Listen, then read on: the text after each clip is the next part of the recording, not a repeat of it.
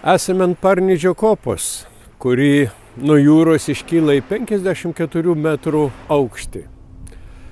Parnidžio kopą nuo erozijos saugo Saulės laikrodis, štai šita aikštelė.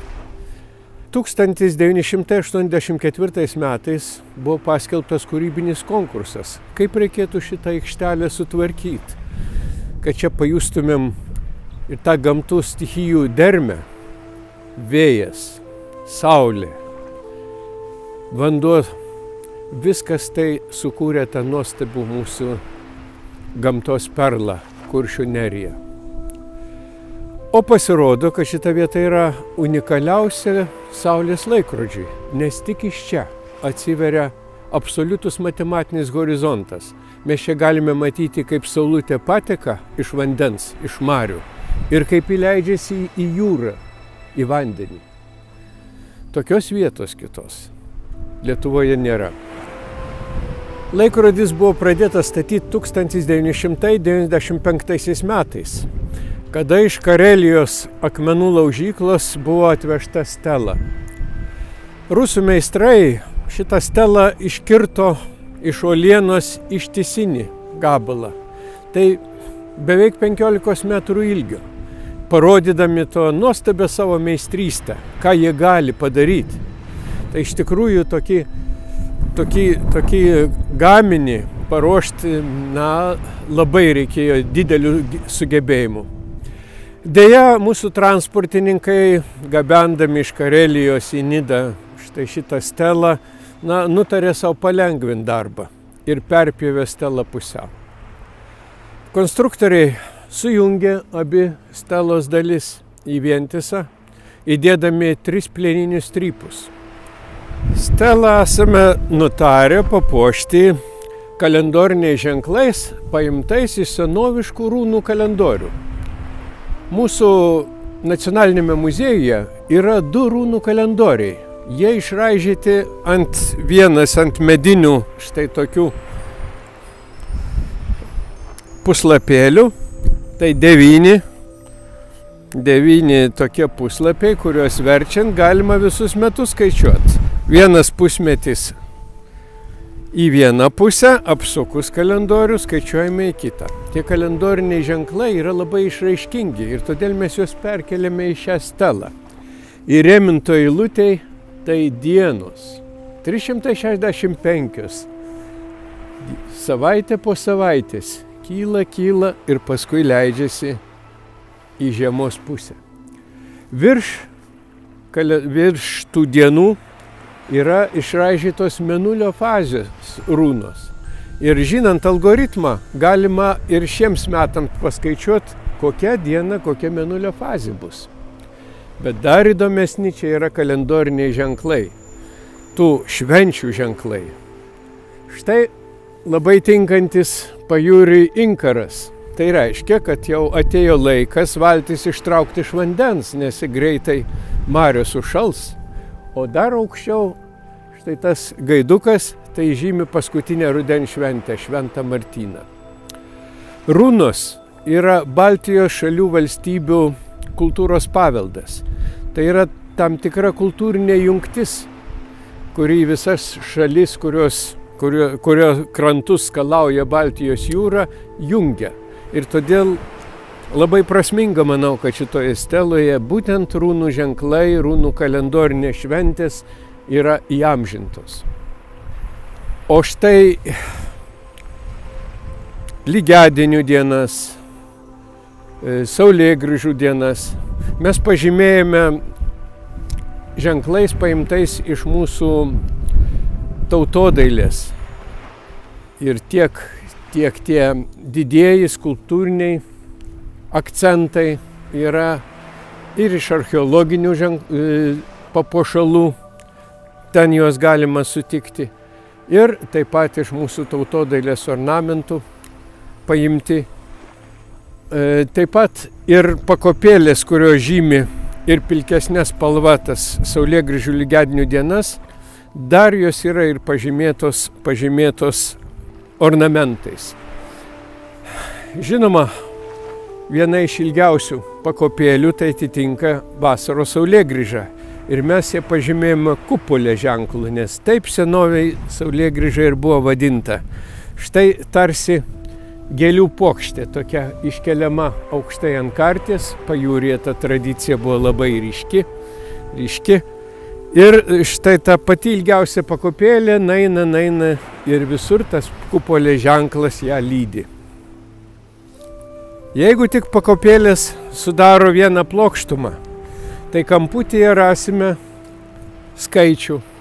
Skaičius tai valanda.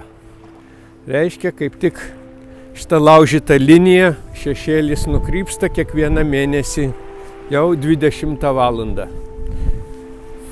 Pasiekę juodas pakopėlės, žinome, kad jau prasidės naktis, diena baigsis. Kokia ilga bebūtų vasara ir kokia trumpa bebūtų žiema, juoda pakopėlė reikš naktį. Štai nuo šio ženklo, kuris primena žaltį, o gal tai marių valdovą Žilviną, galima pastebėti, kur saulutė patekės per žiemos Saulėgrįžą. Atsistoję už jo ir žiūrėdami į stelą, ten marių tolybėse pamatysime pakylantę saulutę gruodžio 22 dieną. Ir žinosime, kad dar praeis porą dienų, kada įsitikinsime, kad jau saulutės patekėjimo azimutas nesikeis, galėsime švęsti didžiausią žiemos šventę Kalėdas. Šis lygiadienių ženklas yra labai įdomus. Skulptūra tikrai paimta iš tautodailės ornamentų. Rombas tai įdirbta žemė, kas lietuviai labai ir būdavo svarbu. O štai ant šitos liktai žirgeliai, kuriais papuošdavo ir ne vienas nidiškis savo namą, tai žirgeliais. Tai dviniai žirgai uošvieniai, kurie padėdavo ir išvagot pirmąją vagą ir visus kitus ūkio darbus nudirbti. Pražydė šitas lelijos žiedas primena, kad kovo 25 dieną yra kaime vadinamas Blovieščius, apreiškimas švenčiausiai mergeliai Marijai. Runų kalendoriuose lelijos žiedas žymi švenčiausios mergelės Marijos šventes. Rudenį, rudens lygiadienį žymi labai panašus ženklas kaip ir pavasario, bet dabar jis apverstas jau liktai žemyn. Kodėl? Nes iš tos įdirbtos žemės jau gavome derlių. Ir žirgai parveža namo tą iš laukų surinktą derlių. Todėl jų ten galvutės nukreipto žemyn. O štai inkaras čia iškaltas primena, kad ir žvejai baigė savo jau navigaciją ir žvejybą. Jau laikas ir valtis padėti ištraukti ant kranto. O tie kalendoriniai ženklai nesunkiai iššifruojami. Pradėkime nuo sausio. Ar neprimena tai briedžio arba elnio ragus? Nes sausis senovinėse kalendoriuose taip ir pavadintas būdavo didžiojo rago mėnuo. Vasaris mažojo rago mėnuo. Ragai žemyn, jie numesti jau. Kovas senovės lietuviams turbūt būdavo karo dievo pavadinimas. Arba tie kovarniai sugrįžta jau į mūsų kraštą. Ir štai žymi tarsi kardas tas ženklas. Kovo 21 lygiadienis, tai du trikampiai, gal tai moteriško ir vyriškojo prado ženklas. Tai lygiadieniui, kada viskas prasideda, kada gamta atbunda, yra labai svarbu. Balandis, tai tarsi paukštis besileidžiantis. Gegužė taip pat juk paukštis. Jau atskrendanti gegutė užkukuojanti turbūt šitam ženklui davė įkvėpimą. Birželis yra sėjos mėnuo. Todėl žymi tarsi sietuvė, kuri jau paversta ant šono, nes visa sėkla jau sugrįžo į žemę. Liepa, tai liepos medžio lapelis, o rugpjūtyje prasideda vasarojaus pjūtis. Todėl pjautuvas žymi ir rugiapjūtę, ir kitus pjūties darbus. Rugsėjo ženklas, na, įdomus tuo, kad čia tarsi toksai kauptukas vėlgi reiškia susijęs su derliaus nuėmimu. Rugsėjo 22 yra lygiadienis, kada diena susilygina su naktim. Ir štai toksai kryželis su taškeliais tarpio žymi visą rudens derlių. Spalis, kadangi tai senoviai būdavo linų apdorojimo jau metas, tai čia mintuvai šitą ženklą žymi. Lapkritis, žinoma, lapai byra, todėl lapelis žemyn jau nukreiptis. Ir gruodis, kurio ženklas primena tam tikras tarsi rogutes, na, senoviai jau gruodyje, jeigu marios užšąla, jau prasidėdavo ir poledinė žūklė. Ir su rogėmis būdavo tinklaičiai nuvežami prie Ketės. Ir gruodžio 22 žiemos jau lygiadienis, kartu jau netrukus lauksime Kalėdų, tai Išganytojo gimimo diena švenčiama, todėl tai yra toks kryžius pažymėtas jau mūsų primenantis Lietuvos krikštą. Ir štai visi tie ženklai, kuriuos mes matome dabar vis išryškėjančius po rytmečio gaivaus lietučio, jie yra pakartoti ant kiekvienos pakopėlės. Pati ilgiausia pakopėlė, žinoma, tai yra vasaros saulėgrįžos, o pati trumpiausia yra žiemos saulėgrįžos pakopėlė. Ir jeigu tik pakopėlė sudaro plokštumą vieną, tai kamputyje rasime valandos skaičių. Štai nuo 12 valandos juodosios linijos, 11 valanda, visos šitos pakopėlės. Ir ten, kur pakopėlės baigėsi ir pereina į žemesnę, tai būtent yra ta šešėlio vieta, kuri kiekvieno mėnesio pirmą dieną būna čia. 1999 m. gruodžio 4 dieną gamtos stichijos parodė savo jėgą.